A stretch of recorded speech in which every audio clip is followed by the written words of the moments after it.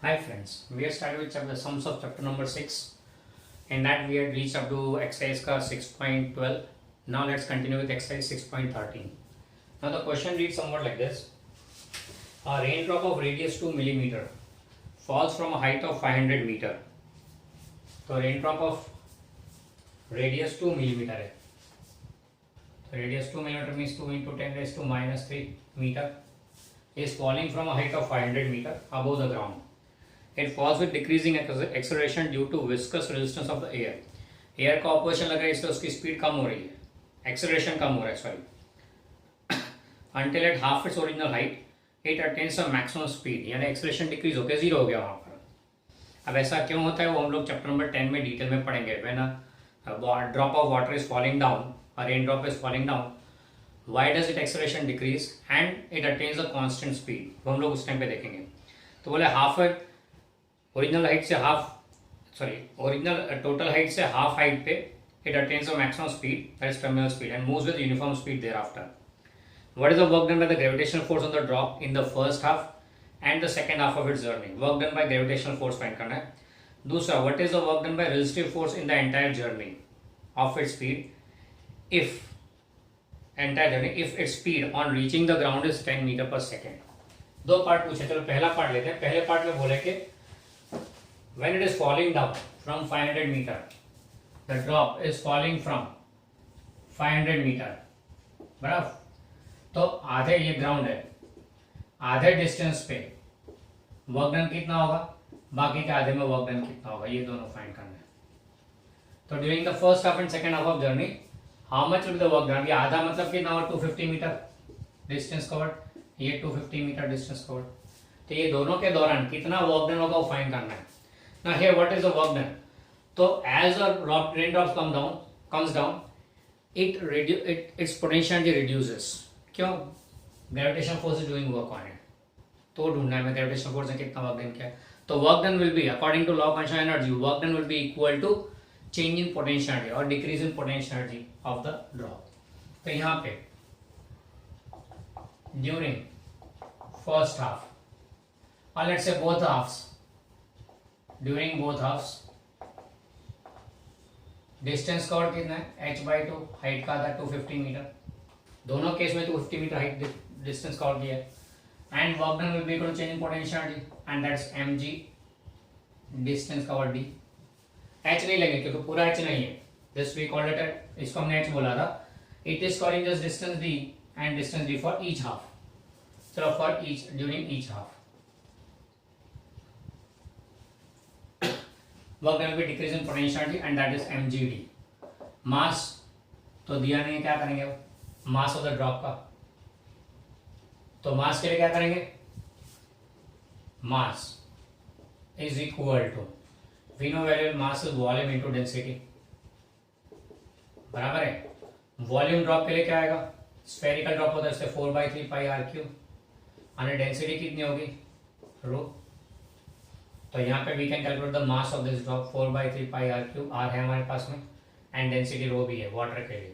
Water के लिए density fix है, ये डेटा दिया नहीं है पर you have to take it as 10⁻³ kg per meter cube. Density of water is 1000 in SI system and 1 in CGS system.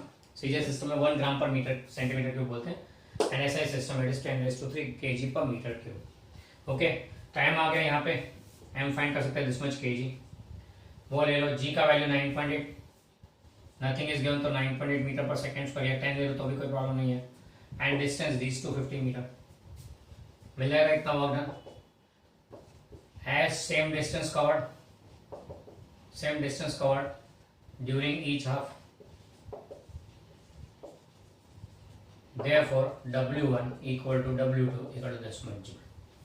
Okay, ये कैलकुलेट करते तो कुछ आता है अराउंड 0.082 आ रहा है. During each half will be 0.082 joule. Okay, ये first part हो गया सम का. फिर चलते हैं सेकेंड पार्ट के लिए. सेकेंड पार्ट में बोले टोटल वर्क ड्यूरिंग द, अच्छा तो हमको फाइंड करना है कितना वर्क डन हुआ against resistive force. Resistive force के कारण कितना वर्क हुआ वो फाइंड करना है. तो उसके लिए अब यहां से यहां आने में कितना टोटल वर्क डन हुआ फाइंड करते हैं एंड दूसरा चेंज इन एनर्जी कितना आता है वो फाइंड करना है, तो work done by resistive force आ जाएगा. Okay, will get the work done by resistive force subtracting the two, total work done and the नहीं तो फिर एक और ऑल्टरनेट ले लेते हैं मेथड. अच्छा, यहाँ पे अगर टोटल वर्क डन फाइंड करना हो तो total work done during the entire journey will be W equal to W1 plus W2 and that will be 0.164 joule. Okay, ये हो गया एक पार्ट. अब work done by resistive force चाहिए. दूसरा पार्ट चल रहा है WF फाइंड करना, work done by resistive force. F और फ्रिक्शन फोर्स बोलते हैं, यहाँ रेजिस्टिव फोर्स के लिए WF लिख देते हैं. तो वो फाइंड करना है. तो उसके लिए क्या करेंगे, एक और approach, total energy here and total energy here, दोनों अगर सेम है तो नो रेजिस्टेंस. अगर दोनों अलग आती है तो कितना जितना गया वो work done against resistive force हो गया. तो initially EI will be equal to kinetic energy plus potential energy. अब इनिशियली स्पीड तो जीरो था, इनिशियल स्पीड वाज जीरो, तो काइनेटिक एनर्जी तो जीरो हो गया. Potential energy mgh, height h 500 metre, तो this will be equal to mgh. And ये calculate किया हमने तो कुछ आता है वैल्यू 0.164 जूल, 0.164 जूल आता है ये टोटल एनर्जी. कहाँ पे, इनिशियली. फिर एट द ग्राउंड पे जब टकराएगा तब की बात करें तो finally EF will be equal to K plus U हो गई. यहाँ पे हाफ mv स्क्वायर हो जाएगा plus potential will be zero क्योंकि ग्राउंड पे हाइट है जीरो, हाफ mv स्क्वायर. तो यहाँ पे हमारे पास m है, v एरा 10 metre per second when it strikes the ground, तो ये आंसर आ जाएगा इतना जूल, बराबर है. And this comes out to be around, calculated value आ रही है हमारे पास इसकी, and it is 0.00167. It comes out to be 0.00167. यानी यहाँ पे जब था तब टोटल एनर्जी उसका 0.164 जूल थी, यहाँ पे आए तो इतनी है. तो therefore energy lost during the journey, energy lost कहाँ पे होगा, against resistive force will be WF will be equal to EI minus EF. इससे ये कम है तो we can clearly see that 0.164 minus 0.00167 and this approximately comes out to be 0.162. भाई इतनी energy lost हो गई against friction, against opposite force of air. Clear about this. ये भी एक अप्रोच है, आप यहाँ से भी कर सकते हैं इसको. There can be more than one approaches, पर हमने यहाँ पे भी टोटल एनर्जी यहाँ पे, टोटल एनर्जी यहाँ पे, दोनों को चेक किया तो यहाँ पे कम आ रही है एनर्जी, मतलब क्या हुआ, some energy is used up against gravitational resistive force of air and that is what is this. Okay, energy loss मतलब वर्क डन भी बोल सकते हैं इसको, energy loss for work done. Okay, so that's 6.13. इस बार चलते हैं 6.14 की तरफ. जस्ट गो थ्रू दिस सम.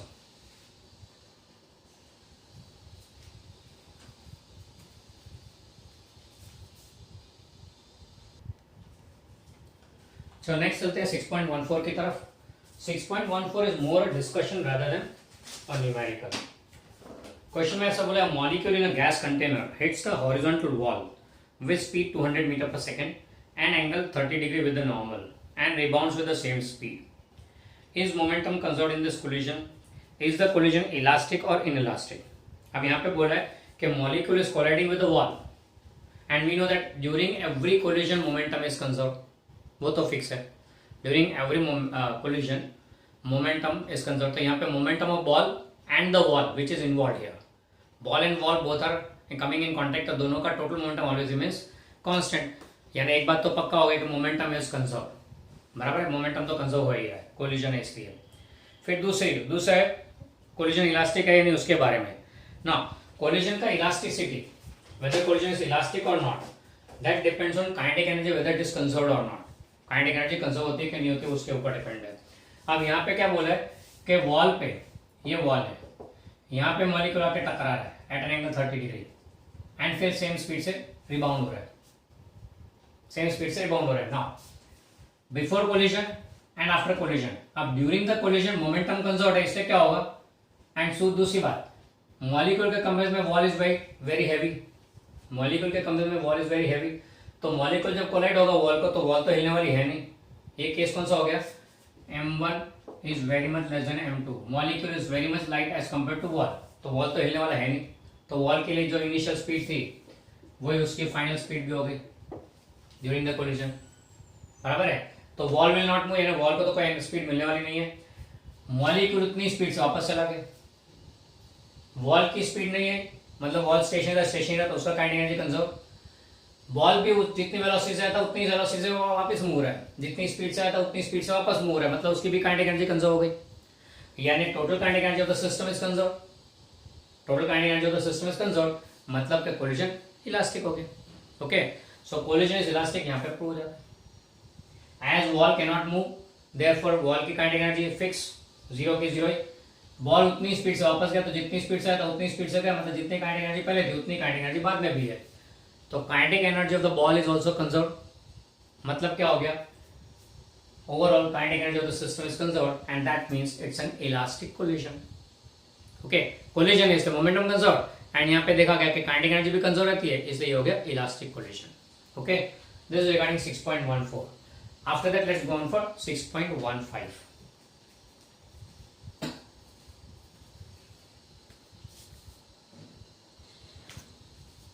चलो नेक्स्ट चलते हैं हम लोग 6.15 की तरफ। अब 6.15 में क्या दिया हुआ है वो समझते हैं। The question number 6.15 says a pump on the ground floor of a building can pump up water to fulfill a pump on the ground floor of a building can pump up water to fill a tank of volume 30 meter cube in 15 minutes. If the tank is 40 meter above the ground and the efficiency of the pump is 30%, how much electrical power is consumed by the pump?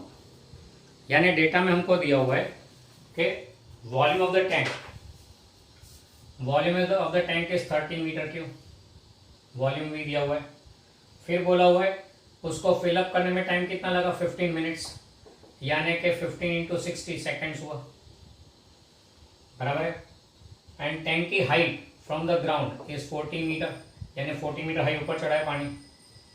Efficiency of the pump, efficiency is 30%, तो फिर power drawn कितना होगा, how much power is consume by the pump, power drawn चाहिए, pump ने कितना power consume किया होगा वो हमें फाइंड करना है, बराबर है। अब यहाँ पे क्या बोला हुआ है, पहले तो फाइंड करते हैं कितना पावर चाहिए ऊपर चढ़ाने के लिए, how much power is required to climb this much water at this much height in this much time. Now as the water moves up, potential increases and वो कैसे होगी, by doing work, तो power P is equal to work done upon time T, and work done कहाँ होगा, in increasing the height, therefore it will be mgh, height कितना बड़ा है h जितना, upon time T। m यानी mass of water कहाँ से लाएंगे, तो mass के लिए फिर से एक बार, mass is volume into density, ये तो हमें मालूम है। ओके, वॉल्यूम कितना है 30 और डेंसिटी वाटर का 10⁻3, सो 3 into 10⁻4 kg water is climbed up, बराबर है। डेंसिटी वाटर के अभी आगे बताया था 10⁻3 kg पर मीटर क्यूब। ओके, तो ये m आ गया, g का वैल्यू कुछ नहीं दिया इसमें 9.8 ले लो, या अगर 10 लेना हो तो 10 भी ले सकते हो। h हाइट कितना बड़ा है 40 metre, and t time 15 into 60, this much watt power is used in order to push this much water from the ground to the tank, इतने पानी को टैंक ग्राउंड से टैंक पे ले जाने के लिए इतना पावर यूटिलाइज हुआ। अब ये पावर जो यूटिलाइज हुआ है वो मोटर में से मिला है, मोटर की एफिशिएंसी 30% है, तो अगर ये 30%, क्योंकि मोटर की एफिशिएंसी 30% मतलब उसने जितना कंज्यूम किया उसने 30% को यूज किया ऊपर ले जाने में, एफिशिएंसी 30% मतलब क्या हुआ, जितना उसने कंज्यूम किया इलेक्ट्रिकल पावर उसमें से 30% ही कन्वर्ट हुए ऊपर ले जाने में, बाकी का 70% कहाँ पे है, तो wasted in form of heat, क्योंकि मोटर गर्म हो जाएगी जो हीट जनरेट होगी वो डिसिपेट हो जाएगी, तो दैट इज एनर्जी लॉस्ट। हमें लॉस्ट नहीं, कितना एनर्जी ड्रॉ किया वो चाहिए, यानी जो हमने यूज किया, जो मोटर ने यूज किया ऊपर चढ़ाने में, that is 30% of the actual drawn, बराबर है। तो power P is nothing but 30% of power drawn. Okay, that means 0.3 power drawn. हमें फाइंड करना है पावर ड्रॉन, तो पावर कितना ड्रॉ किया from the power consume by the motor will be P upon 0.3, P यहाँ पे है उसको रख दो and you get this much what, यानी इतना पावर कंज्यूम किया मोटर ने फ्रॉम द इलेक्ट्रिसिटी, यानी इतना पावर कंज्यूम किया तब जाके इतने पानी को ऊपर चढ़ाया 30% एफिशिएंसी पे। Okay, I hope this is clear to you in your mind. Efficiency का कॉन्सेप्ट भी शायद क्लियर हो गया होगा। एफिशिएंसी मींस व्हाट, जितना लिया उसमें से वर्क डन कितना हुआ, इफेक्टिव वर्क डन कितना हुआ, तो वो एफिशिएंसी बताता है। Efficiency shows how much is the effective work done at the cost of how much is consume. Consume के उसमें 30% कन्वर्ट हुआ है, बाकी 70% वेस्ट हो गया था। तो हमें वेस्ट में यहाँ नहीं जाने पर कितना ड्रॉ किया वो फाइंड करना है, कितना यूज हुआ वो मिल गया वो तो है हमारे पास में, कितना ड्रॉ किया वो फाइंड करना था। Okay, so that's sum number 6.15। फिर 6.16 एंड 17, 6.16 एंड 17 हमने पहले कर लिया कोलिजन्स के sums, they are collision based sums, तो वी ऑलरेडी डन दैट। तो चलते हैं आगे हम लोग 6.18 की तरफ।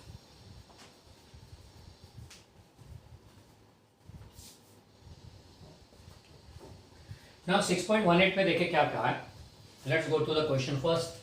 6.18 नाउ क्वेश्चन में बोला हुआ कुछ ऐसा, okay, a figure is given to you and a bob is in the figure, there is a pendulum. 6.18 में बोला हुआ है, सॉरी ये फिगर तो 6.17 के साथ था। अच्छा, फिर 6.8 में 18 में भी सेम टाइप का केस है।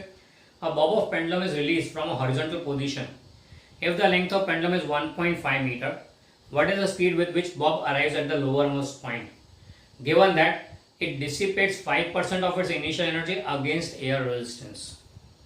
इनिशियल एनर्जी का 5% एयर रेजिस्टेंस के अगेंस्ट में चला गया, तो 5% चला गया, तो बाकी का 95% का ना उसके पास में, तो उसने कितनी स्पीड गेन की when it comes at the bottom. अब सिचुएशन कुछ ऐसा है यहाँ पे,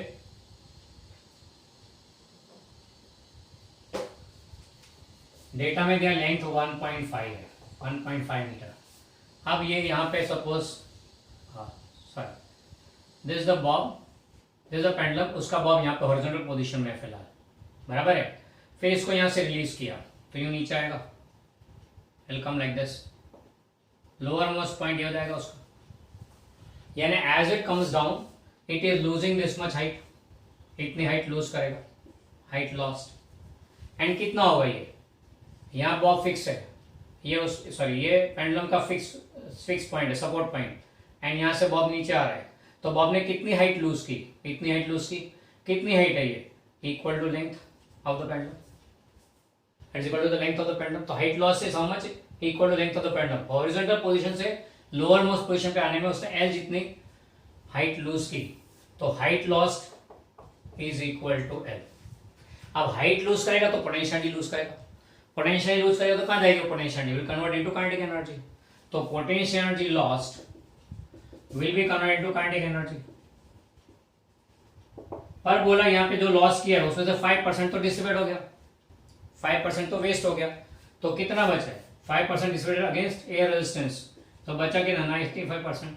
तो 95% जो लॉस हुआ है, 5% तो वेस्ट डिसिपेट हो गया है, तो 95% जो था वो कन्वर्ट हुआ काइनेटिक एनर्जी में। 95% of potential loss is equal to kinetic energy gain, या फिर यूं बोल सकते हैं 0.95 mgl लॉस्ट एनर्जी ना is equal to half mv square. This how you can do it directly.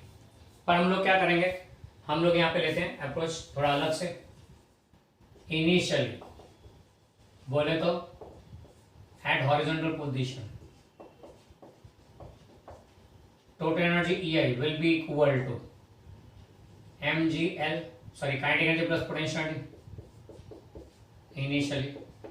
अब इनिशियली स्पीड तो 0 है, तो ये तो हो गया 0 plus height from the lower most end point is h mgh initially.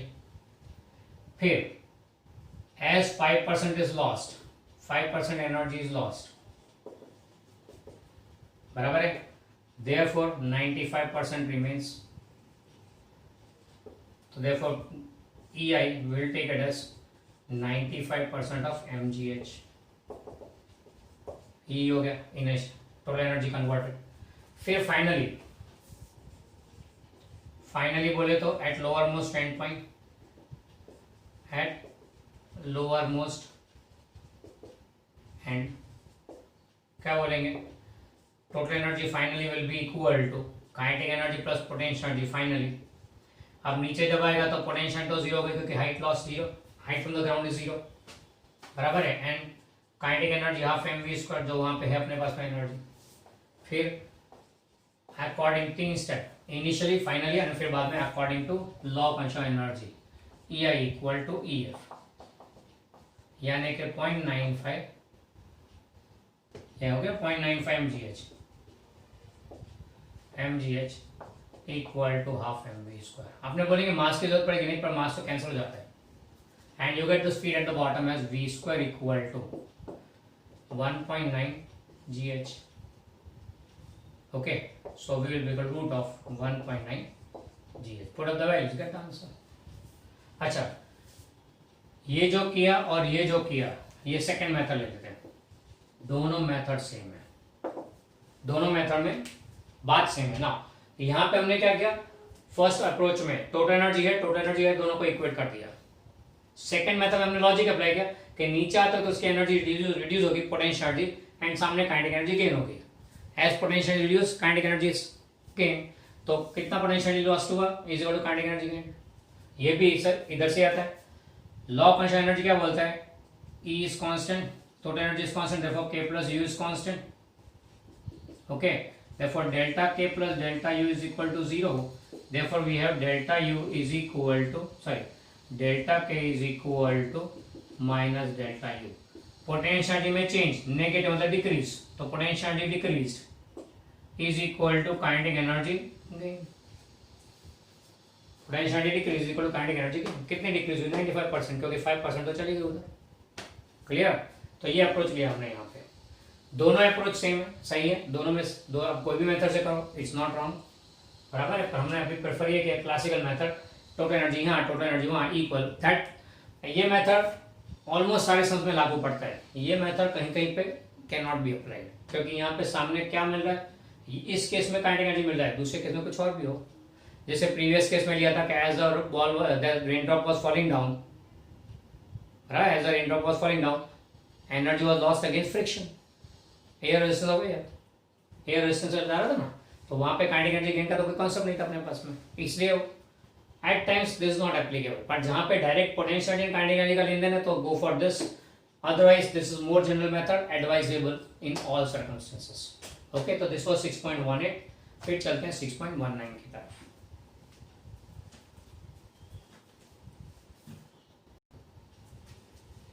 चलो अब चलते हैं एक्सरसाइज का 6.19, which is more a discussion rather than a numerical. 6.19 में बोला है trolley of mass 300 kg carrying a sandbag of 25 kg is moving uniformly with a speed of 27 km/h on a frictionless track. After a while, the sand starts leaking out of the hole on the floor of the trolley at a rate of 0.05 kg per second. What is the speed of the trolley after the entire sandbag is empty? अब यहाँ पे क्या बोला है, एक trolley है जो move कर रही है ट्रैक पे, 300 kg ट्रॉली का वजन है, उसके ऊपर सैंड बैग रखा है 25 kg का, बराबर है, and the speed, uniform speed is 27 km/h। यानी सिचुएशन पे जैसा ये ट्रॉली है, ये उसके भी इसके ऊपर सैंड बैग पड़ा हुआ है। अब सैंड बैग में एक होल हो गया and sand is coming out and falling on the trolley. 25 kg का सैंड बैग है और ट्रॉली का मास 300 kg है। इसकी कांस्टेंट स्पीड दी हुई है 27 km/h, यानी हिसाब लगाओ तो this comes out to be 7.5 metre per second. हमें बोला है कि what is the entire sand from the sand bag comes out, after that trolley की स्पीड कितनी होगी।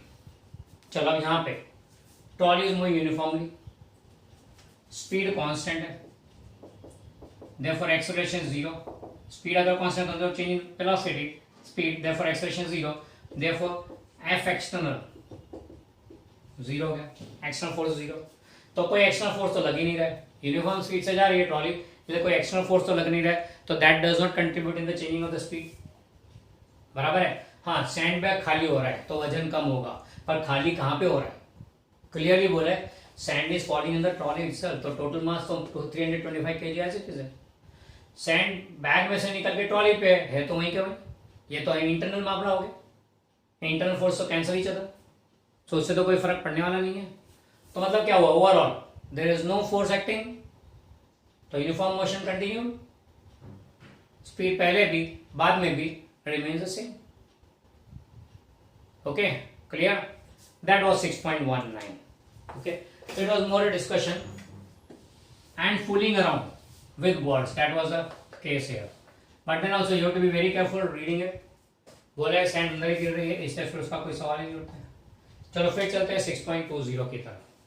क्वेश्चन में आपको बोला हुआ है a body of mass 0.5 kg, mass of the body is given 0.5 kg, is traveling with a speed, traveling in a straight line with velocity v equal to ax raised to 3 by 2. Now velocity is changing with position, ऐसा दिया हुआ है, where a is a constant जिसकी value 5 दी हुई है. a is a constant given value is 5, तो ये हो गया 5x raised to 3 by 2. a equal to 5 दिया हुआ, 5 यूनिट्स, जो भी उसका यूनिट है वो बराबर है. अब इतनी स्पीड से ये मास मूव कर रहा है, तो हमें बोला है कि what is the work done by the net force during its displacement from x equal to 0 to x equal to 2. x equal to 0 metre से लेके x इक्वल टू 2 मीटर तक कितना वर्क डन होगा, वर्क डन फाइंड करना है. ना work done is force into displacement. देख लेते क्या आता है. तो उसके लिए पहले फोर्स लाने के लिए एक्सप्रेशन की जरूरत पड़ेगी. तो a is dv by dt करके वेरिंग है ना, v is a variable changing with x, तो dv बाई dt करते हैं बराबर है. That be equal to d by dt of 5x raise to 3 by 2. Okay, अब ये तो x वेरिएबल है, यहाँ पे टाइम है, टाइम है और x है दोनों साथ में, इसलिए फिर यहाँ क्या करेंगे हम लोग, चेन रूल अप्लाई करेंगे. तो फिर भी अप्लाइंगे चेन रूल. तो क्या बोलेंगे इसको, 5 कांस्टेंट है बाहर आ गया, x raise to 3 by 2, sorry differentiate करते हैं पावर का, तो 3 by 2 x raise to 3 by 2 minus 1. ये कहाँ से आया, तो याद होगा d by d x of x raise to n is nx raise to n minus 1. तो पावर आगे ले लिया एंड ऊपर एक कम कर दिया. अब ये तो x के रिस्पेक्ट में हुआ, t के रिस्पेक्ट में करना है तो into D x by D T. Okay, so this will be 5 into 3 by 2, 15 by 2, x raised to 1 by 2 into dx by dt. क्या हो गया, here dx by dt is velocity v and which is nothing but 5x raised to 3 by 2. तो ये into 5x raised to 3 by 2 हो गया. तो this becomes 75 by 2 x raised to 1 by 2 plus 3 by 2 square हो गया. Clear about this. तो ये हो गया एक्सेलरेशन इसका. अब एक्सेलरेशन आ गया तो फोर्स आ जाएगा. Therefore force F is equal to ma and that's equal to m 0.5 into a 75 by 2 x raised to 2. Okay, 0.5 into 75 by 2, 0.5 ना आधा, तो this will be 75 by 4 x square. ये हो गया फोर्स. फोर्स तो वेरिएबल है, वेरिंग फोर्स हो तो वर्क डन का फॉर्मूला क्या आएगा, W equal to integration f dx from x1 to x2, that is integration 75 by 4 x square dx from x1 कितना है 0, x2 is 2, value put up कर दी. Now this will be 75 by 4, तो constant बाहर आ गया. x स्क्वायर का integration x raise to 2 plus 1 upon 2 plus 1 from 0 to 2. ये कहां से आया, तो integration x raise to n dx is equal x raise to n plus 1 upon n plus 1. ये फॉर्मूला भी हमने देखा हुआ है. Okay, so this will B bye 3, वो 3 को बाहर निकाल लो, कांस्टेंट है 75 by 4 into 3 एंड यहाँ पे x क्यूब हो गया 0 to 2. तो upper limit minus lower limit 2 का क्यूब माइनस 0 का क्यूब यानी 8 हो गया. तो therefore what you get is 75 upon 4 into 3 into 8, this much joule work done. ये हो गया पूरा डिटेल में solution with the supportive formula use किया. एक यहाँ पे यूज किया एंड दूसरा यहाँ पे यूज किया. ओके, एंड यहाँ पे dx by dt कैसे लिया वही आ गया. ओके, तो दैट 6.20. वेलोसिटी का फॉर्मूला दिया ऐसा कुछ वेरिएबल डिपेंडेंट, तो अकॉर्डिंगली एक्सेलरेशन ढूंढे, फोर्स ढूंढे एंड फिर बाद में आगे. ओके, ये हो गया 6.20. चल गो थ्रू इट, फिर चलते हैं 6.21 की तरफ.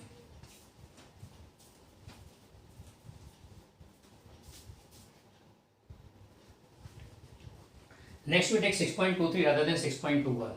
ओके, फिर 2122 बाद में लेते हैं. 6.23 क्वेश्चन में बोला हुआ है कुछ ऐसा, a family uses 8 kilowatt of power. घर पे लाइट बिजली का कितना कंजम्पशन है? 8 kilowatt power. Direct solar energy is incident on the horizontal surface at an average rate of 200 watt per square metre. Solar energy जो डायरेक्टली आती है वो कितना? 200 वाट पर स्क्वायर मीटर है. If 20% of this energy can be converted to useful electrical energy, यानी solar panel लगाया घर पे सोलर पावर का, तो उसमें अगर 20% कन्वर्जन हो रहा हो तो how large an area is needed to supply 8 kilowatt. Family को अपना 8 किलोवाट का सप्लाई के लिए कितना एरिया होना चाहिए? अब देखो आपको क्या बोला हुआ है कि पावर सप्लाई अवेलेबल, कितना अवेलेबल है? तो that is 200 watt per square metre है. तो in 1 metre square area power supply available is 200 watt. अब मैंने यहाँ पे वाट पर मीटर स्क्वायर किया, जरा उसे कैंसिल कर देना, मीटर स्क्वायर हटा देना यहाँ से. 200 watt. Now use as efficiency is 20%, as efficiency is 20%. Therefore, a useful power, इसमें से यूजफुल कितना हो रहा है? यूजफुल पावर इज 20% ऑफ, इसको P बोल देते चलो. P is 20% of power supply available, बराबर है PS. That is 20/100 into 200 and that comes out with 40 वाट. तो 40 वाट अवेलेबल हो रहा है, तो पर मीटर स्क्वायर 40 वाट मिल रहा है यूजफुल पावर. ना 40 watt power requires, 40 watt power कब मिलेगा? 1 मीटर स्क्वायर एरिया होगा, तो रिक्वायर्स 1 मीटर स्क्वायर एरिया. तो देयरफॉर 8 किलोवाट जो रिक्वायरमेंट है दैट इज 8000 वाट. किलो यानी 1000 हुआ ना, तो 8000 watt requires how much area? 8000 into 1 upon 40 and that comes out to be 200 metre square area. So कितना एरिया चाहिए? 200 metre square. 200 metre square area चाहिए अगर फैमिली को अपना 8 किलोवाट पावर का सप्लाई चाहिए. तो सप्लाई अवेलेबल 200 वाट है, पर 20% एफिशिएंसी मतलब कितना मिल रहा है? 40 वाट ओनली. सनलाइट का 200 वाट अवेलेबल है, पर मिल रहा है उसमें से यूजफुल कितना है? 40 वाट ओनली. तो 40 वाट को यूज किया, 1 मीटर स्क्वायर एरिया पर से मिला है. तो 8000 वाट अगर चाहिए तो कितना एरिया होना चाहिए? तो 200 मीटर स्क्वायर एरिया है. अब 200 मीटर स्क्वायर एरिया मतलब कितना? अगर मान लो आवर हाउस इज स्क्वायर, अगर घर स्क्वायर है तो L इंटू एल जो छत का एरिया मिलेगा, स्क्वायर हाउस है तो area of the area will be equal to L square, area of the terrace will be L square. तो एल स्क्वायर अगर 200 है तो एल कितना होगा? तो approximately comes out to 14 metre. तो 14 मीटर बाय 14 मीटर का अगर छत है, सरफेस अवेलेबल है, तो फाइन. 14 मीटर बाय 14 मीटर का अगर अवेलेबल टेरेस है तो इट्स फाइन. तो सरफेस एरिया उतना चाहिए. सर अगर हमारा स्क्वायर नहीं हो तो कोई बात नहीं, कोई भी कॉम्बिनेशन हो, एरिया 200 मीटर स्क्वायर होना चाहिए. अगर आप ले ले तो लेंथ 20 मीटर ना, ब्रेथ 10 मीटर तो भी चलेगा, 200 मीटर स्क्वायर होना चाहिए. Clear about this?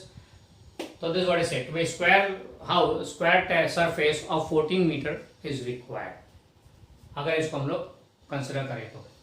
बराबर है. So that's regarding some number 6.23.